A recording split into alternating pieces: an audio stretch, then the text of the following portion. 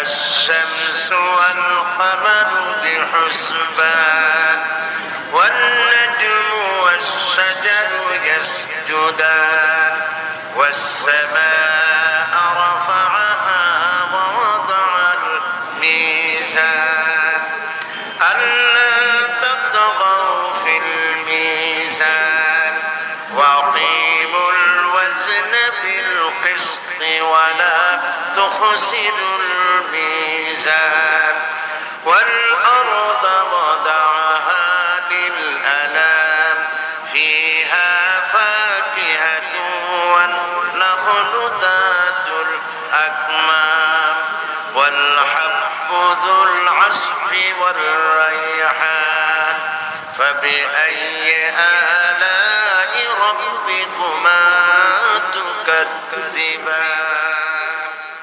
صدق الله العظيم সূরা আর-রাহমান গোটা বিশ্বে বিশ্ব চরাচরে গোটা সৃষ্টি জগতে যা কিছু করুণা আল্লাহ, যা কিছু দয়া আল্লাহ, সবচেয়ে বড় দয়া, সবচেয়ে বড় করুণা, সবচেয়ে বড় রহমত যে তিনি মানুষকে কোরআন শিক্ষা দিয়েছেন, আমাদেরকে কোরআন দান করেছেন। এটি হচ্ছে সবচেয়ে বড় রাহমত। আল্লাহ রাব্বুল আলামিন বলেছেন قل لو كان البحر مدادا আমার রবের কথাগুলি যদি লেখার জন্য সমস্ত সমুদ্রের পানিগুলি যদি একত্রিত করে কালি বানায়া লেখা শুরু হয়ে যায়, সমুদ্রের সমস্ত পানিগুলি সব শেষ হয়ে যাবে, আমার আল্লাহ পাকের, আমার রবের কালেমার ব্যাখ্যা লেখা শেষ হবে না। তাসিম কিতাব আমরা পেয়েছি, আলহামদুলিল্লাহ। খুশি হয়ে বলেন আলহামদুলিল্লাহ। এমন এক আযীম কিতাব, বিরাট কিতাব, সম্মানিত কিতাব আমরা পেয়েছি। আশা করি গত 4 দিনের কথাগুলি আমাদের হৃদয়ের কন্দরে অঙ্কিত হয়ে থাকবে, স্মৃতিপটে ভাস্বর হয়ে থাকবে, যার দ্বারা আগামী দিনগুলি আমরা আমাদের জীবনকে সুন্দর করতে পারবো, মার্জিত করতে পারবো, কোরআনে কারীমের আলোকে জীবন গড়তে পারবো। আল্লাহর কাছে তৌফিক চাই, সবাই বলুন আমিন। আজকে আপনাদের সামনে আলোচনা করতে চাই খালাকাল ইনসান আল্লামাহুল বায়ান।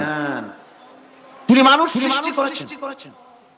আজকে আপনাদের সামনে বলা হবে মানব সৃষ্টি রহস্য।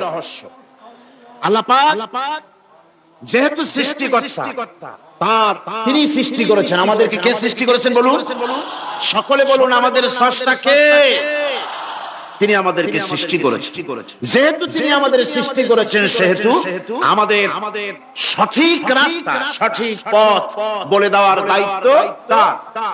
সেই আল্লাহ পাক যেহেতু সৃষ্টি করেছেন, তিনি রাস্তা বলে দেওয়ার দায়িত্ব সেই আল্লাহ পাকের। কোরআন মাজিদে এই কথাটি অনেক জায়গায় আল্লাহ পাক বলেছেন। যেমন সূরা আল-লাইলের ভিতরে বলা হয়েছে ইন্না আলাইনা লাল হুদা, আমার উপরে এটা দায়িত্ব, পথ কর্মপদ্ধতি পরিদর্শন করা, প্রদর্শন করা, রাস্তা দেখানো, এটার দায়িত্ব হচ্ছে আমি আল্লাহ পাকের। রাস্তা দেখাবেন কে? আল্লাহ পাক। অনেকে বলে যে আল্লাহ পাক কি রাস্তা দেখাবেন? ভাইরা আমার, আল্লাহ পাক পথ দেখিয়েছেন, আল্লাহ পাক রাস্তা দিয়েছেন। মরুভূমির ভিতরে যে রব্বুল আলামিন পথের নিশানা তৈরি করে দিলেন, যেখানে গভর্নমেন্ট রাস্তা বানাতে পারে না, মরুভূমির ভিতরে যিনি পথের নিশানা বানালেন মানুষ যেন না হারায়, যে আল্লাহ রাব্বুল আলামিন দুর্গম পাহাড়ের ভিতরে গিরিপথ তৈরি করে দিলেন মানুষ যেন হারায় না যায়। সমুদ্রের ভেতরে নাবিকরা দিনের বেলায় সূর্যের আলো দেখে পথ চলে, রাতের আধারে সে যেন গভীর সমুদ্রের ভিতরে হারায় না যায়। আল্লাহ তাই আকাশের ভিতরে তারকা মণ্ডলী খচিত করে রেখেছেন। সমুদ্রের নাবিকেরা, জাহাজের নাবিকেরা তারকা দেখে দেখে পথ নির্ণয় করে নেন। যে মাবুদ রাস্তা বানালেন জঙ্গলের ভিতরে, পাহাড়ি এলাকার ভিতরে, যে মহান প্রভু রাস্তা বানালেন, নিশানা বানালেন মরুভূমির ভিতরে, যিনি রাস্তা দেখায় দিলেন গভীর সমুদ্রের ভেতরে, সেই আল্লাহ রাব্বুল আলামিন। আমরা দুনিয়ার বুকে মানুষেরা অন্ধকারে মরবো, রাস্তা হবে না, এমনটি তো হতেই পারে না। আল্লাহ রাব্বুল আলামিন আমাদের জন্য রাস্তা বানায়েছেন। মহান আল্লাহ রাব্বুল আলামিন বলেন ওয়া আলাল্লাহি কাসদুস সাবিলি ওয়া মিনহা জাইরুন। আল্লাহ পাক বলেন সোজা রাস্তা সোজা পথ বলে দেওয়ার দায়িত্ব আমি আল্লাহর, যেখানে রয়েছে অসংখ্য বাঁকা পথ, অসংখ্য বাঁকা পথ যেখানে যে পৃথিবীতে, সেখানে সোজা রাস্তা বলে দেওয়ার দায়িত্বটা কার? জোরে বলেন কার? আল্লাহ শুধু সৃষ্টি করেন না, সৃষ্টি করেন, শিক্ষা দেন, পথ বলে দেন, পথটাও বাকি রাখেন না, পথটাও তিনি বলে দিয়ে দেন। হযরতে মূসা আলাইহিস সালামের কাছে ফেরাউন প্রশ্ন করলো, তুমি যে রবের দাবি করছো, যে একজন রব আছেন, সে রবের পরিচয় কি? তোমার সেই রব কে? হযরতে মূসা আলাইহিস সালাম যে জবাবটা দিলেন, কি সুন্দর জবাব! এক কথার ভিতরে সমস্ত কথা সন্নিবেশিত হয়ে গেছে। ফেরাউনের প্রশ্নের জবাবে রব কে, এ কথার জবাব দেওয়া যায়, হাজার হাজার পৃষ্ঠা লেখা যায়। রব কে, তার পরিচিতি। আমি যদি এখন শুধু রব শব্দের ব্যাখ্যা করি, তাফসীর করি, রাত শেষ হয়ে যেতে পারে, ইনশাআল্লাহ ব্যাখ্যা দেওয়া যাবে। কিন্তু মূসা আলাইহিস সালাম কি সুন্দর একটা জবাব দিয়ে দিলেন, রব কে শোনো। ربنا الذي أعطى كل شيء خلقه ثم هدى। রব হচ্ছেন সেই, আমার প্রভু হচ্ছেন তিনি, যিনি সমস্ত সৃষ্টিকে, সমস্ত মাখলুকাতকে যিনি সৃষ্টি করেছেন, আর সৃষ্টি করার পর তার চলার জন্য পথ তৈরি করে দিয়েছেন। তিনি হচ্ছেন আল্লাহ পাক, যিনি সৃষ্টি করেন আর পথের দিশা দেন। তিনি হচ্ছেন আল্লাহ পাক, তিনি হচ্ছেন রব। শুধু বানান না, বানাবার পরে তার প্রয়োজনটাও মিটায় দেন। আল্লাহ পাক সে আল্লাহ বলছেন খালাকাল ইনসানা আল্লামাহুল বায়ান। তিনি মানুষ সৃষ্টি করেছেন।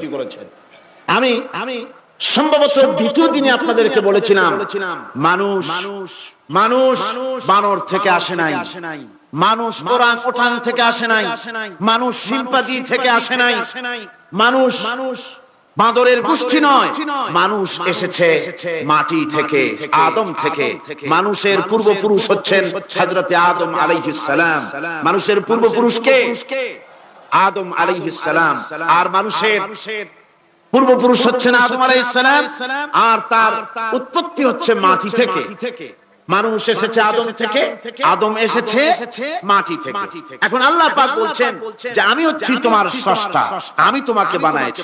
কোরআনে কারীমের কথা এভাবে বলছে, কাইফা তাকফুরুনা বিল্লাহি ওয়া কুনতুম আমওয়াতান ফাহিয়াকুম সুম্মা ইউমীতুকুম সুম্মা ইউহয়ীকুম সুম্মা ইলাইহি তুরজাউন। হে মানুষ, তোমরা কিভাবে কুফরি করো, অস্বীকার করো, আল্লাহর সাথে নাফরমানি করো? কিভাবে করো? যে আল্লাহ তোমাকে, তুমি ছিলে মৃত, তোমাকে আল্লাহ পাক জিন্দা করেছেন, এই জিন্দা থেকে আবার মৃত্যু করবেন, আবার মৃত্যু থেকে তোমাদেরকে জিন্দা করবেন, আবার সেই আল্লাহর কাছে তোমাদেরকে ফিরে আসতে হবে।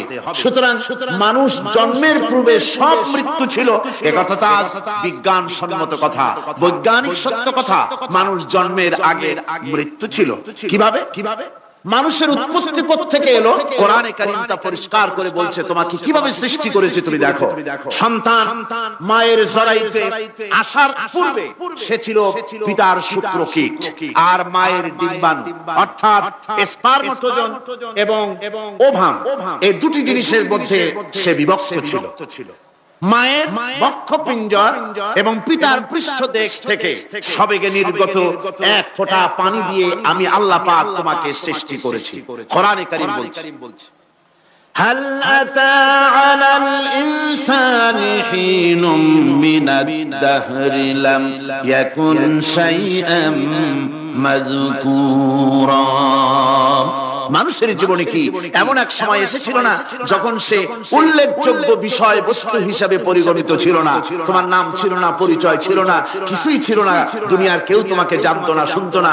আমি আল্লাহ পাক তোমাকে সৃষ্টি করেছি। তুমি কোত্থেকে এলে? কোরআনে কারীম থেকে তা জেনে নাও। আল্লাহ রাব্বুল আলামিন বলেন, ইন্না খালাকনাকুম মিন তুরাবিন সুম্মা মিন নুতফাতিন সুম্মা মিন আলাকাতিন সুম্মা মিন মুদগা। আমি রাব্বুল আলামিন তোমাকে সৃষ্টি করেছি মাটির উপাদান দিয়ে তৈরি করলাম। মা বাপের পুরুষের স্পার্মটোজন আর মহিলাদের ওভাম দুটোতে মিলে মায়ের গর্ভের ভিতরে নাপাক পানি ফোটাকে জমাট রক্তে পরিণত করে দিলাম। এই জমাট রক্তকে গোশত বানালাম, কচি কচি হাড় দিয়ে একটা বডি, একটা স্ট্রাকচার তৈরি করলাম।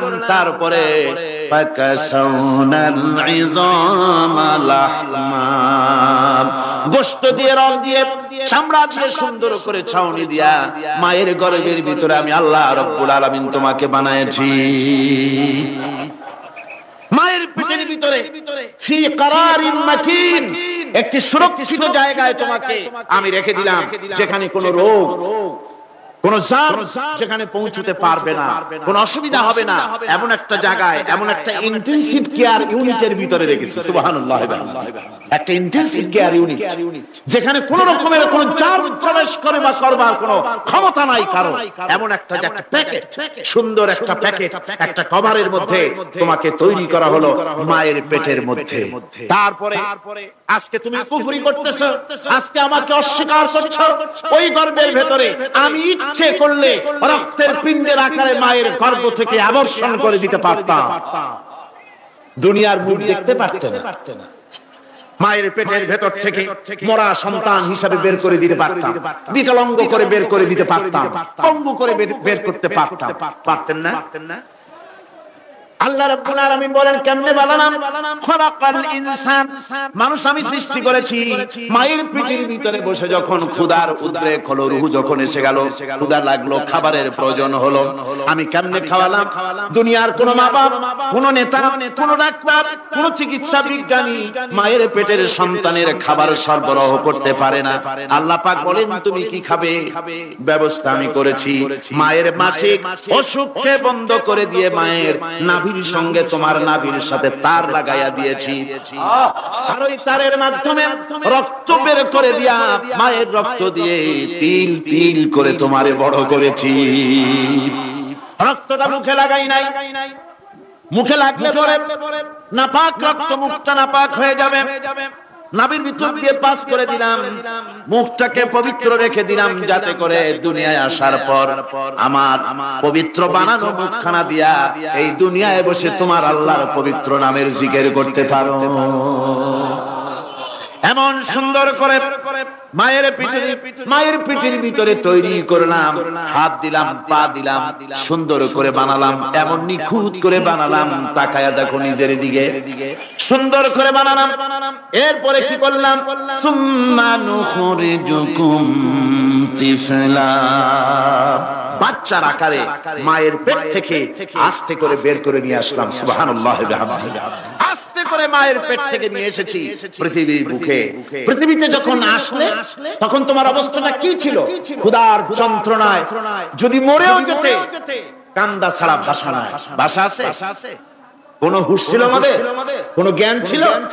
আল্লাহ রাব্বুল আলামিন বলেন আল্লাহু আখরাজাকুম মিন বুতুনি উম্মাহাতিকুম লা তা'লামুনা শাইআ, মায়ের গর্ভ থেকে এমন অবস্থায় বের করে এনেছি যখন তোমার কোনো হুঁশ নাই, জ্ঞান নাই, কথা বলতে পারো না, পায়খানার ভিতরে পড়ে থাকো, ট্যাটা করে কান্দা ছাড়া পথ নাই, পানির পিপাসায় গলা শুকায় যায়, কান্দা ছাড়া পথ নাই, মনের তোমার মুখের কোনো ভাষা নাই কান্না ছাড়া। আমি তোমার এমন আল্লাহ, আমি তোমার এমন স্রষ্টা, আমি তোমার এমন রব। তোমার ভাষা নাই বলে মায়ের কলিজার ভেতরে আমি তোমার প্রতি এক দুর্বিনীত মহব্বত পয়দা করে দিয়েছি। তোমার কান্না তোমার মায়ের বুকের মধ্যে শেল বিঁধে যায়। তুমি যখন কাঁদো, কান্নার আওয়াজ যখন মায়ের কানে চলে যায়, হাজারো কাজ ফেলে মা দৌড়াইয়া বাচ্চারে কোলে নেয়। কি খাবে কেউ তৈরি করে না। আল্লাহ রাব্বুল আলামিন বলে বান্দারে, দুনিয়ায় আসার আগে তুমি কি খাবে, খাবারের বন্দোবস্ত আমি আল্লাহ করেছি। আমি এমন স্রষ্টা, তুমি দুনিয়া আসার 6 মাস আগে তোমার মায়ের বুকের উপরে তোমার খাদ্য গরম করে আমি আল্লাহ রিজার্ভ করে রেখে দিয়েছি। সেই খাদ্য শুধু খাদ্য নয়, রোগের প্রতিষেধক, এটা ওষুধ। আজ বিজ্ঞানীরা, চিকিৎসা বিজ্ঞানীরা বলছেন মায়ের দুধ সন্তানের খাদ্যের, মায়ের দুধের চাইতে কোনো বিকল্প কিছুই নাই। সন্তান পৃথিবীতে এলে মায়ের প্রথম দুধটা গ্রামে গঞ্জে অশিক্ষিত এলাকায় প্রথম দুধটা ফেলে দেয়, এটাকে মনে করে এটা খারাপ, এটা খাওয়াতে নাই, তাহলে ধনুষ্টঙ্কার হবে, হাবিজাবি কথা বলে। আল্লাহ দুধ বানাইছে বাচ্চার ধনুষ্টঙ্কার হওয়ার জন্য। মায়ের ওই প্রথম দুধটা হচ্ছে সন্তানের জন্য সমস্ত রোগের প্রতিষেধক। সে ছিল পেটের ভিতরে একটা কাভারের মধ্যে, ওখানে কোনো জার্ম ছিল না, কোনো রোগ জীবাণু ছিল না। ও পৃথিবীতে এসেছে যেখানে অক্সিজেনের ভেতরে জার্ম রয়েছে, বাতাসের ভিতরে জার্ম রয়েছে, যার পরিবেশটা খারাপ হয়ে আছে, মানুষের শ্বাস প্রশ্বাসে নিঃশ্বাসে হাজার রোগ জীবাণু ঘুরছে, এই রকমের একটা পৃথিবীতে এসেছে। আসার পরে কচি স্বাস্থ্য, কচি শরীর, কচি হার্ট, কচি লাংস, সেটাকে প্রতিরোধ করবে কি করে? সেজন্য আল্লাহ পাক মায়ের দুধের ভিতরে সমস্ত রোগের প্রতিষেধক দিয়ে দিয়েছেন। সুবহানাল্লাহ। আজকের বিজ্ঞানীরা স্বীকার করেছেন অনেক মা তার সন্তানকে দুধ দেন না নিজের শরীর স্বাস্থ্য ভালো রাখার চিন্তা করে, বাচ্চাকে দুধ খাওয়ান না। এটা অত্যন্ত নির্মম কাজ। বাচ্চাকে দুধ খাওয়ালে বাচ্চার সাথে মায়ের মহব্বত বাড়ে। মায়ের বুকের দুধের ভিতরে আল্লাহ রাব্বুল আলামিন, আল্লাহ পাক বলছেন আমি মানুষ সৃষ্টি করেছি আর তার সমস্ত প্রয়োজন মিটিয়েছি, তার খাবারের সব প্রয়োজন মিটিয়ে দিয়েছি। দুধটাকে ঘন করি নাই, হজম করতে পারবে না বলে ওই দুধটা সামান্য পাতলা করে দিয়েছি, ওর ভিতরে সামান্য মিষ্টি দিয়েছি। দুধের বোটার ভিতরে একটা ছিদ্র দিলে চোষা মারলে পরে অনেকগুলি দুধ বেরিয়ে এসে গলাটা আটকে যেত, তোমার কচি কণ্ঠ গলা আটকে যেত, শ্বাস করতে পারতে না। এজন্য মায়ের স্তনের বোটার ভিতরে সূক্ষ্ম সূক্ষ্ম 32টা ছিদ্র করে আস্তে করে দুধ বার করে তোমার জীবন আমি বাঁচাইছি। খলাকাল ইনসান, মানুষ সৃষ্টি করেছি আমি আল্লাহ পাক। সুতরাং যে আল্লাহ পাক এ মানুষ সৃষ্টি করলেন আর মায়ের কলিজার ভিতরে মহব্বত পয়দা করে দিলেন, সে আল্লাহ পাক বলছেন খবরদার ওই মাকেও যেন আবার ভুলে যেও না। মাকে সম্মান করে করো, মা বাপকে মহব্বত করো, তাদেরকে শ্রদ্ধা করো। বউ পাইয়া সুন্দরী স্ত্রী পেয়ে মায়ের কথা ভুলে যেও না। অনেক সাহেব আছে মায়ের কথা ভুলে যায়, স্ত্রীর কথা অনুযায়ী মায়ের উপর অত্যাচার করে, এরকমও বহুত আছে। আল্লাহ পাক বলছেন শোনো, ওয়াকাদা রাব্বুকা আল্লা তা'বুদু ইল্লা ইয়্যাহু ওয়া বিল ওয়ালিদাইনি ইহসানা। তোমার প্রভুর পক্ষ থেকে ফয়সালা হয়েছে, চূড়ান্ত সিদ্ধান্ত হয়ে গিয়েছে, আমি আল্লাহর ইবাদতের পর তোমার মা বাপের ইহসান করবে, খেদমত করবে, তাদের জন্য উপকার করবে, তাদেরকে ভালোবাসবে। আল্লাহ রাব্বুল আলামিন বলেন মা বাবার সঙ্গে কেমনে কথা বলবে, তাদের সাথে কিভাবে আচরণ করবে, আল্লাহ তাও শিখিয়ে দিয়েছেন। আল্লাহ পাক বলেন ওয়ালা তাকুল লাহুমা ওয়া কুল লাহুমা কাওলান কারীমা। মা বাবার সাথে সম্মানজনক কথা বলো। ওয়াকুল লাহুমা কাওলান কারীমা, সম্মানজনক কথা বলো, মাথায় ঝাঁকি দিয়ে রাগ করে চোখ মোটা করে কথা বলো না। তুমি সন্তান, তোমার জন্য সবচাইতে বড় পীর তোমার আব্বা তোমার আম্মা, ঠিক কিনা কর? ছেলের জন্য, মেয়ের জন্য, সন্তানের জন্য সবচাইতে বড় পীর কে? বাপ মা। এটা ভালো করে মনে রাখতে হবে। আপনার মাওলানা সাহেবদের দোয়া, পীর সাহেবদের দোয়া কবুল হতেও পারে, নাও হতে পারে, 50-50 সম্ভাবনা আছে, আবার সম্ভাবনা নাই। কিন্তু মা বাবার দোয়া কবুল হবে 100% সিউরিটি রয়েছে। রাসূলুল্লাহ বলেছেন 3 জনের দোয়া কবুল হবে, মুস্তাজাবুদ দাওয়াত। কয়জনের দোয়া কবুল হবে? আল্লাহ রাব্বুল আলামিনের হাবিব বলেন 3 জনের দোয়া কবুল হবে আল্লাহর দরবারে। তার মধ্যে একজন হলেন মাজলুম ব্যক্তি, যে ব্যক্তি অত্যাচারিত, যে ব্যক্তি মুসাফির, প্রবাসী, তার দোয়া কবুল হবে। আর মা বাপ যদি সন্তানের জন্য দোয়া করে, ওই দোয়া আল্লাহ রাব্বুল আলামিনের দরবারে মঞ্জুর হয়ে যায়। আল্লাহ রাব্বুল আলামিন মা বাপ সম্পর্কে বলেন মা বাবের জন্য আমার কাছে দোয়া করবি বান্দারা, আমার কাছে দোয়া করবি। দোয়াটা আল্লাহ পাক শিখাচ্ছেন, রব্বিরহামহুমা কামা রাব্বায়ানি সাগীরা। পড়েন সবাই, রাব্বিরহামহুমা কামা রাব্বায়ানি সাগীরা। একটু জিকির করেন লা ইলাহা। একটা ফ্যান আনতে হবে, মাস্ক। লা ইলাহা ইল্লাল্লাহ লা ইলাহা রাসূলুল্লাহ। আমার ভাইরা, আল্লাহ পাক শিখাচ্ছেন, বান্দা তোর মা বাপের জন্য আমার কাছে দোয়া কর। আল্লাহ রব, আয় আমার প্রভু, আমার মা বাপ যেমন ছোটবেলায় আমাকে স্নেহের কোলে লালন পালন করেছে, আয় আমার আল্লাহ তুমি আমার মা বাপকে তোমার রহমতের কোলে লালন পালন করো। আল্লাহ শিখাই দিয়েছেন। আমার ভাইরা, প্রত্যেক নামাজের পরে এই দোয়াটা ভুলে যাবেন না। ভুলে যাবেন? ভুলে যাবেন?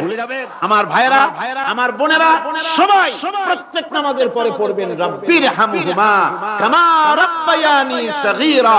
এই দোয়া করতে কেউ ভুলে যাবেন না। আল্লাহ রাব্বুল আলামিন বলে, বান্দারে وَوَصَّيْنَا الْإِنسَانَ بِوَالِدَيْهِ إِحْسَانًا حَمَلَتْهُ أُمُّهُ كُرْهًا وَوَضَعَتْهُ كُرْهًا। আল্লাহ পাক বলেন, আমি পৃথিবীর সমস্ত মানব মণ্ডলীকে উপদেশ দিয়েছি, মা বাপকে সম্মান করো, শ্রদ্ধা করো, তাদের উপকার করো। তার কারণ হলো তোমার মা তোমাকে গর্ভে ধারণ করেছে অত্যন্ত কষ্টের সাথে। আল্লাহ বলতেছে, মা তোমাকে গর্ভধারণ করেছে অত্যন্ত কষ্টের সাথে, এরপরে তোমাকে ডেলিভারি করেছেন অত্যন্ত কষ্টের সাথে, তোমাকে ডেলিভারি করেছে। আমার ভাইরা, জনাব অধ্যাপক মফিজুর রহমান সাহেব আমাকে বলছেন যে মাহফিলের চতুর্দিকে তার কাছে, ওনাদের কাছে রিপোর্ট এসেছে এক শ্বাসরুদ্ধকর পরিবেশ সৃষ্টি হয়ে গিয়েছে। মহিলাদের ভেতরে 3 জন নাকি সেন্সলেস হয়ে পড়েছেন, এত প্রচন্ড ভিড় হয়েছে সেখানে। আপনারা দোয়া করুন আল্লাহ যেন এই মাহফিলকে সুন্দর রূপে পরিচালিত করে দেন, রহমতের হাওয়া যেন বহায় দেন। জোরে কোন আমিন, আরো জোরে কোন আমিন। আমি দেখতে পাচ্ছি আপনারা ঠাসাঠাসি করে বসেছেন, তারপরেও আল্লাহ পাক কোরআন শরীফে বলেছেন, তোমরা যদি অপর ভাইকে একটু জায়গা করে দাও, নিজের জায়গা কম করে আল্লাহ বেহেশতের মধ্যে তোমার জায়গা বাড়াই দেবেন। আল্লাহ পাক কোরআন শরীফে বলেছেন। আমি সমস্ত মুসলমান একজনও দাঁড়াবেন না, এক বান্দা দাঁড়াবেন না। বসা অবস্থায় আপনারা সামনের দিকে চেপে আসেন, এই মঞ্চের দিকে বসা অবস্থায় সমস্ত মানুষ নড়ে চড়ে বসেন, হরকতে বরকত হবে, নড়ে চড়ে বসেন। আর এই ফাঁকে দাঁড়াবেন না, খবরদার। বসা অবস্থায় মঞ্চের দিকে চেপে আসেন আর জোরে সোরে মহব্বতের সাথে জিকির করেন, লা ইলাহা ইল্লাল্লাহ। গভীর রাত্রে মানুষ সব ঘুমিয়ে যায়, গর্ভবতী মা ঘুমাতে পারে না, সন্তান পেটের ভিতরে হাঁটু দিয়া গুতা মেরেছে, পা দিয়া লাথি মেরেছে। মা চরম শীতের রাত্রে, প্রচন্ড শীতের রাতে গায়ের লেপটা সরায় দিয়া মা একবার দাঁড়ায় আর একবার বসে, একবার দেওয়ালের সাথে হেলান দিয়া দাঁড়ায়, কষ্ট করে রাতটারে কাটায় দেয়। আবার সারাদিন সংসারের জন্য কাজ করেছেন, রান্না বান্না করেছেন মা, সকলকে খাওয়াইয়া মা শেষের দিকে খেতে গেছেন। যখন নিজে খেতে গেলেন, খাবারের ক্ষুধাত নিয়ে পেট ক্ষুধা নিয়ে খেতে বসেছেন, পেটের ভিতরে সন্তান লাথি মেরেছে, পেটের মধ্যে ঘুষা মেরেছে, হাঁটু দিয়া গুতা মেরেছে, ভরা পেটে পেটের ভিতরে সন্তান গুতা মারলো হাঁটু দিয়া, মাথা দিয়া। মা ক্ষুধা রয়েছে, পেটে খেতে পারলেন না, বেদনা শুরু হয়েছে। খাবারের থালাটা ছেড়ে দিয়ে মা দাঁড়ালেন, বসলেন, চোখের পানি ফেললেন। এভাবে করে মা একটা দুইটা দিন নয়, 10টি মাস পর্যন্ত সন্তানটাকে পেটের মধ্যে নিয়ে, একটা জীবিত মানুষ আর একটা জীবিত সন্তান পেটের মধ্যে নিয়ে নড়াচড়া করছেন, চলাফেরা করছেন। কিতাবের মধ্যে এসেছে রাতের বেলায় মা যে ঘুমাতে পারেন না, সন্তানের নড়াচড়ার কারণে রাতভর ইবাদত করলে যত সওয়াব পাওয়া যেত, আল্লাহ ওই সওয়াব মায়ের আমলনামায় লিখে দেন। সন্তান পেটে থাকার কারণে খেতে পারে না, পেট ভরে ক্ষুধায় কষ্ট পায় মা, এই জন্য 10 মাস ধরে রোজা রাখলে যে সওয়াব হতো, আল্লাহ রাব্বুল আলামিন মায়ের আমলনামায় রোজার সওয়াব লিখে দেন। 10 মাস ঘুরে গেল, সন্তান ডেলিভারির সময় চলে এলো, মায়ের মন বিমর্ষ, সন্তান ডেলিভারি হবে, না জানি মরে যায় নাকি, না জানি অপারেশন লাগে নাকি, কি অবস্থা হবে। মা খেতে পারে না, মুখটা শুকায়া যায়। ডেলিভারির সময় যখন আসে, মা বাবার কাছ থেকে বিদায় নিয়ে যায়, স্বামীকে একান্তে গোপনে ডেকে নিয়ে বলে, প্রাণের স্বামী, দীর্ঘদিন একসঙ্গে ঘর কন্যা করেছি, অপরাধ হয়ে যেতে পারে, আমারে মাফ করে দিও। আমার মনে হয় এবার আমি আর বাঁচবো না, সংসার থাকলো চাবি থাকলো সব বুঝে নাও, আমারে মাফ করে দিও। মা চলে গেল সতিকা গৃহে, ক্লিনিকে চলে গেল, অপারেশন থিয়েটারে চলে গেল, অথবা ডেলিভারির জায়গায় চলে গেল। ডেলিভারি পেইন শুরু হয়ে গেল, বেদনা শুরু হয়ে গেল। এক একটা বেদনা যেন মায়ের এক একটা মৃত্যু যন্ত্রণা শুরু হয়ে যায়। এমন যন্ত্রণা, প্রসব বেদনা দুনিয়ার ভুক্তভোগী মা ছাড়া আর কেউ জানে না। এই চরম বেদনার ভেতর দিয়ে, চরম কষ্টের ভিতরে মা যখন একটা বাচ্চা প্রসব করলো, জিহাদের ময়দানের মতো মা রক্তাক্ত হয়ে গেলেন, সন্তান দুনিয়ায় এলো। মা তখন অস্থির থাকেন, এত বড় বিরাট কষ্টের ভিতরে আল্লাহ রাব্বুল আলামিন বলেন, সন্তান যখন ডেলিভারি হয়ে গেল, মায়ের মনের ভিতরে আমি তখন এই ফিলিংস, এই টেন্ডেন্সি জাগ্রত করে দিই, দেখ কি হয়েছে। মা তখন দেখতে চায় কি হয়েছে। মায়ের সামনে যখন এত কষ্টের, হৃদয় বিঙ্গলন, কলিজার ৩২টি নাড়ি ছেঁড়া যন্ত্রণার সন্তান যখন মায়ের চোখের সামনে আসে, আল্লাহ পাক বলেন, মা যখন তার ছেলের মুখের দিকে তাকায়, মেয়ের মুখের দিকে তাকায়, আল্লাহ বলেন ১০ মাসের পেটে ধরা কষ্ট আর ডেলিভারির সব কষ্ট মায়ের মন থেকে মুছে ফেলে দেই। আল্লাহ রাব্বুল আলামিন বলেন, খবরদার দুনিয়ার মানুষ, এমন মায়ের সাথে নাফরমানি করবি না, এ মায়ের সাথে নাফরমানি করবি না। মাকে সম্মান করবি, মার কাছে দোয়া চাবি। দুনিয়ায় যদি সম্মান চাও, রিজেক্ট দাও, মায়ের ধরে কাঁদো। মায়ের জাতি অনেক সম্মান তার।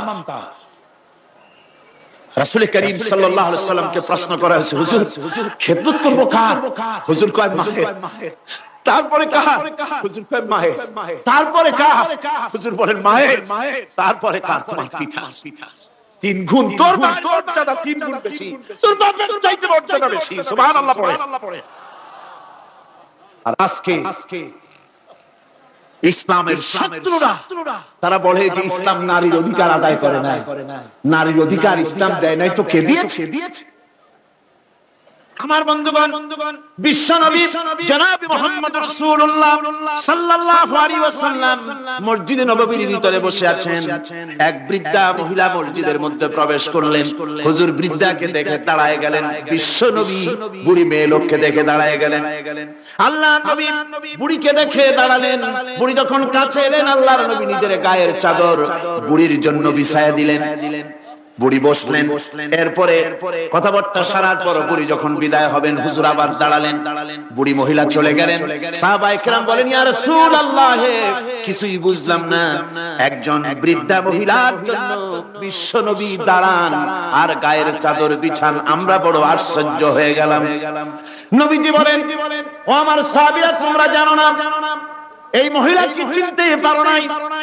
আমি আমার মায়ের দুধ আমার জীবনে কিসমতে তেমন হয় নাই, আমি আমার মায়ের দুধ তেমন কিসমতে পাই নাই। যার বুকে দুধ খেয়ে, যার কোলে কাকে চড়ে আমি বড় হয়েছি, আমার সেই দুধ মা ইনি হযরতে হালিমাতুস সাদিয়া। রাসূলুল্লাহ নিজে সম্মান দিয়েছেন মায়ের।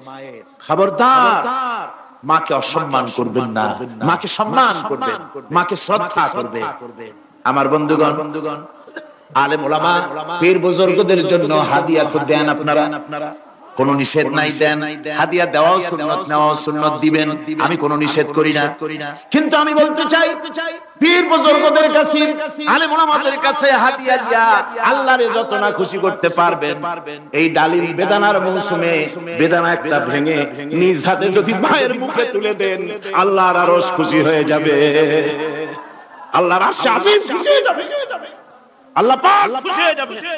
মায়ের খাওয়াও, বাপ তো খাওয়াও, তোমার সবচেয়ে বড় প্রীতি। সুবহানাল্লাহ, সুবহানাল্লাহ। মা বাপ যদি একটু দোয়া করে দেয়, তোমার জিন্দেগীর কাম শেষ। একটু বদদোয়া করলে জাহান্নামে যাবে। কোন পীর সাহেব বদদোয়া করলে জাহান্নামে যাবে এমন কথা নয়। কোন মরণের দোয়া করলে দোজখে যাবে এমন কথা নাই। রাসূল বলেছেন হুমা জান্নাতুকা ওয়া নারুকা, মা বাপ তোমার বেহেশত, মা বাপ তোমার জাহান্নাম। মা বাপ যদি অসন্তুষ্ট হয় দোজখে যাবি, আর মা বাপ যদি খুশি আল্লাহ জান্নাতে চলে যাবে। সুবহানাল্লাহ, সুবহানাল্লাহ, সুবহানাল্লাহ। মায়ের পায়ের তলে তোর বেহেশত। আমরা পুরুষ, আমাদের গত বছরও বলেছি আমরা পুরুষ, আমাদের পায়ের তলে জুতা। আমাদের পায়ের তলে কি? শুধু জুতা। আর আমার মা, আমার মায়ের জাতি যারা এই প্যান্ডেলে বসে আছেন, আমার মায়েরা বোনেরা, মায়ের জাতি যারা পৃথিবীতে, মায়ের জাতির পায়ের তলে আল্লাহর বেহেশত। সুবহান। নারীর মর্যাদা ইসলাম দেয় নাই, কে দিয়েছে? আল্লাহ দিয়েছে, আল্লাহর রাসূল দিয়েছেন। আমার বন্ধুগণ, হযরত বাইজিদ বুস্তামি, ছোট্ট বাচ্চা ছেলে, গভীর রাতে মা অসুস্থ, পানির পিপাসায় জেগে উঠেছেন। বাবারে পিপাসায় শেষ হয়ে গেলাম, পানি দাও। ছেলে ঘরের ভিতরে পানি না পেয়ে বাইরে দৌড়াদৌড়ি করলেন। অনেক দূর থেকে পানি নিয়ে এসে দেখেন মা ঘুমায় গেছেন। পানি নিয়ে দাঁড়ানো পৌষ মাস, মাঘ মাসের শীতের রাত, ফজরের সময় মায়ের ঘুম ভেঙে গেল। তাকিয়ে দেখেন বাইজিদ দাঁড়ানো, হাতে পানি থরথর করে কাঁপছে। জিজ্ঞাসা করে, বাইজিদ তুমি দাঁড়ানো কেন? ছোট্ট বাচ্চা বলে, মা পানি চেয়েছিলে তুমি গভীর রাত্রে, পানি ঘরে ছিল না, অনেক দূর থেকে আনতে হয়েছে। মা বলছে, ঘুমাও নাই কেন গ্লাস ছুঁয়া? বাচ্চা বলে, ঘুমাই নাই, তুমি যদি আবার পানি চাও সময় মতো যদি দিতে না পারি মা তোমার কষ্ট হবে, এই জন্য ফজর পর্যন্ত আমি দাঁড়ায় আছি, কখন তুমি পানি চাও। মা হাতের থেকে পানি নিয়ে পান করলেন। বাইজিদকে বিছানার উপরে আরাম করে কম্বল দিয়ে ঘুম পড়াইয়া দিলেন। হযরত বাইজিদের মা ওযু করে ফজরের নামাজ পড়ে সিজদায় চলে গেলেন। চিৎকার মেরে কেঁদে বলেন, আমার রব, আমার আল্লাহ, আমি আমার বাইজিদের মা, আমি মা হয়ে বাইজিদের জন্য দোয়া করি। বাইজিদ আমার জন্য আজকে যা করেছে, আমি মা, আমার কলিজা ঠান্ডা হয়ে গেছে। হায় আল্লাহ, আমি বাইজিদের জন্য দোয়া করি, তুমি তাকে সুলতানুল আরিফিন বানাইয়া দিও। মঞ্জুর হয়ে গেল আল্লাহ পাকের কাছে দোয়া। আমার ভাইরা, আল্লাহ পাক বলছেন, খবরদার আমার ইবাদতের পরে মা বাপ, আল্লাহর ইবাদতের পরে কারা? মা বাপ। মা বাপকে সম্মান করো, শ্রদ্ধা করো, মোহাব্বত করো, কিসমত খুলে যাবে, কিসমত খুলে যাবে। মা বাপকে সম্মান করো। হযরত আবু হুরায়রা রাদিয়াল্লাহু তাআলা রাসূলের সামনে এসে কাঁদছে। হুজুর বলছেন, আবু হুরায়রা কাঁদো কেন? কাঁদো কেন? রাতের বেলা কাঁদো কেন? হযরত আবু হুরায়রা বলছেন, হুজুর আমাকে মা মেরেছেন। হুজুর বলছেন, মা মারলো কেন? কোন অপরাধ করেছো? কোন গোস্তাখি করেছো? আবু হুরায়রা বলছেন, না হুজুর, কোন গোস্তাখি করিনি, তবে মারলো কেন? হযরত আবু হুরায়রা বলছেন, হুজুর আমি আপনার দরবার থেকে ফিরতে রাত হয়ে গিয়েছিল। মা জিজ্ঞেস করলেন, আবু হুরায়রা এত রাতে কোথায় ছিলে? বললাম আমি ছিলাম যে কদম চুমতে পারলে দুনিয়া ধন্য হয়, সেই দরবারে নববীর কদম মোবারক থেকে আসতে আমার দেরি হয়েছে। আমার মা মুশরিকা, আপনার নাম শুনে তার গায়ে আগুন জ্বলে উঠলো, আমাকে ধরে মারা আরম্ভ করলো। বলল, হয় আমার বাড়ি ছাড়বি, আর না হয় মুহাম্মদ সাল্লাল্লাহু আলাইহি ওয়াসাল্লামের দরবার ছাড়বি। আমি বললাম, আমার মা, তুমি বুড়ি মানুষ, তোমার গায়ে যত শক্তি আছে সমস্ত শক্তি দিয়ে আমারে পিটাও, আমারে মারো। মারতে মারতে আমাকে বাড়ি থেকে তুমি বের করে দাও। তোমার বাড়ি শুদ্ধ, তামাম দুনিয়া ছেড়ে দিতে পারি, আল্লাহর নবীর কদম মোবারক ছেড়ে দিতে পারি না। হুজুর, আমার মা আমাকে গলা ধাক্কা দিয়ে বের করে দিয়েছেন। হুজুর বলছেন, আবু হুরায়রা তোমার মা তোমাকে মেরেছে, তুমি আমার কাছে নালিশ করছো? আমার তো এখানে ইন্টারফেয়ার করার কিছু না। সুবহানাল্লাহ, সুবহানাল্লাহ। মা তোমাকে মেরেছে, এখানে আমার করার কিচ্ছু নাই। বিশ্ব নবী বলছেন, এত বড় পাওয়ারফুল নবী, লেজিসলেটিভ পাওয়ার, সারে আল্লাহ তাকে বানিয়েছেন শরীয়ত প্রণেতা।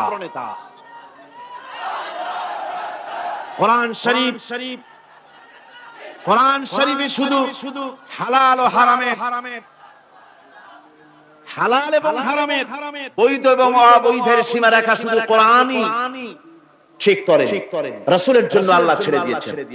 আল্লাহ রাসূল হারাম, হালাল এবং হারামের বৈধতা অবৈধতার সীমারেখা নির্ধারণ করেছেন। এত বড় ক্ষমতা, এত বড় পাওয়ারফুল বিশ্বনবী, তিনি বলছেন মা মেরেছে, আমার করার কিছু নাই। চিন্তা করেন কত বড় কথা, এ কথা লোক কত। হযরত আবু হুরায়রা বলেন ইয়া রাসূলুল্লাহ, মা মাকে মেরেছেন, আমি আল্লাহর নবীর কাছে মায়ের বিরুদ্ধে নালিশ করতে আসি নাই। বললেন কেন এসেছো? হযরত আবু হুরায়রা বলেন হুজুর এসেছি একটা কারণে, আমি জানি আল্লাহর নবী যদি আল্লাহর দরবারে হাত উঠায়া কোনো জিনিস বলে আল্লাহ রাব্বুল আলামিন সঙ্গে সঙ্গে মঞ্জুর করে নেন। হুজুর আমি এসেছি, মেহেরবানি করে দোয়া করুন আমার মাকে যেন আল্লাহ হেদায়েত নসিব করে দেন। আল্লাহ নবী হাত উঁচু করে বললেন আল্লাহুম্মা হিদি উম্মা আবি হুরায়রা, আয় আল্লাহ আমি দোয়া করি আবু হুরায়রার মাকে তুমি হেদায়েত নসিব করে দাও। রাসূলুল্লাহ দোয়া করছেন আর আবু হুরায়রা সমানে দৌড়াচ্ছেন। তিনি দৌড়াচ্ছেন, পেছন থেকে কয়েকজনে আবু হুরায়রার জামা টেনে ধরেছে। তাদের জানা আবু হুরায়রা খুব ভদ্রলোক মানুষ, কোন ঝড় ঝামেলার মধ্যে থাকে না, রাগ সাক করে না, চিৎকার মারে না, দৌড় মারে না, এত ভদ্র শরীর, দৌড়ে না জানি কোন বিপদ বুঝি ঘটে। পিছন থেকে জামা টেনে ধরে বলে দৌড়াও কেন? হযরত আবু হুরায়রা জামা সাহাবীর হাত থেকে ছিনায় নিয়ে বলেন জামা ছেড়ে দাও, আমাকে দৌড়াতে দাও, আমি দৌড়ায়া বাড়িতে দেখতে চাই, আমি দৌড়ায়া আগে আমার বাড়ি পৌঁছতে পারলাম না, আমি যাওয়ার আগে আমার আল্লাহর নবীর দোয়া আমার বাড়ি পৌঁছে গেছে, আমি এইটা দেখতে চাই। হযরত আবু হুরায়রা বাড়িতে গিয়ে দরজা নক করলেন, ভেতর থেকে আওয়াজ এলো কে? হযরত আবু হুরায়রা বলেন মা আমি তোমার আবু হুরায়রা ফিরে এসেছি।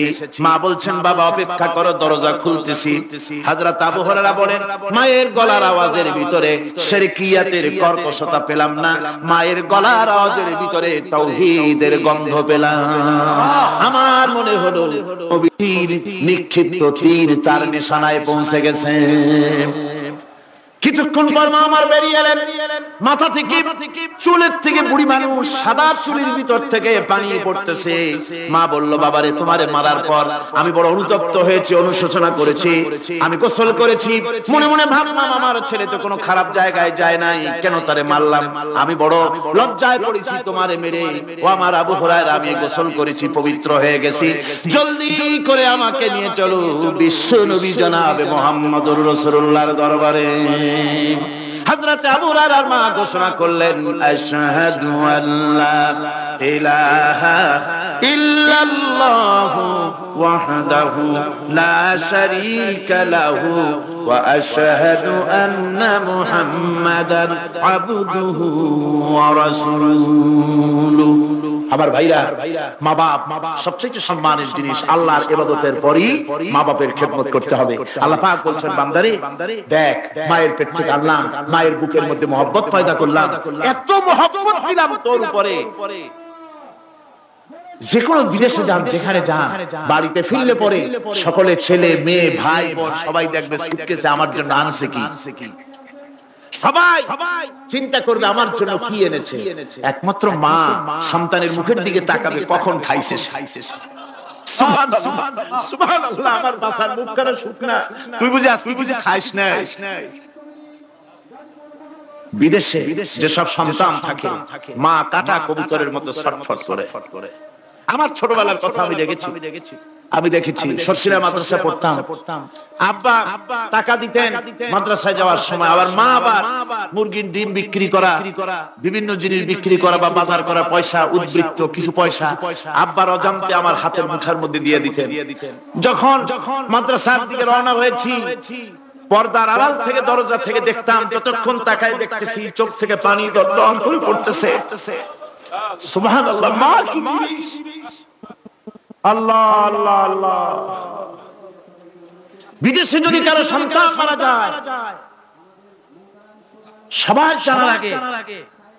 কবি বলতেছেন বিদেশে বিরাজ্যে যার পুত্র মারা যায়, পশু পক্ষী না জানিতে আগে জানে মা, মায়ের কলিজার তারে টান লেগে যায়, মা বুঝতে পারে আমার সন্তানটা নাই। আহারে মা! আমার বন্ধুগণ, মা যার বেঁচে আছে বেয়াদবি করেছেন, পাও ধরে মাপ নিয়ে নেবেন, পাও ধরে মাপ নিয়ে নেবেন। মা তো পা ধরে দেখবেন মাফ করে দিন। সুবহানাল্লাহ সুবহানাল্লাহ, কত দরদ তার বুকের মধ্যে। আর মা বাপকে সম্মান করবে। যাক, এই বিষয়ের উপরে আমি আর যেতে চাই না। শুধু আমি আপনাদের বললাম, এই বিশাল জনতাকে বললাম, সবচাইতে বড় পীর আপনার জন্য আপনার মা বাপ।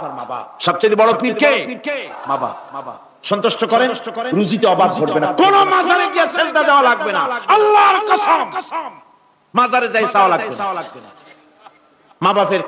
মা বাপকে খেদমত করেন, মা বাপকে খুশি করেন, মা বাপকে খাওয়ান, হাদিয়া দেন।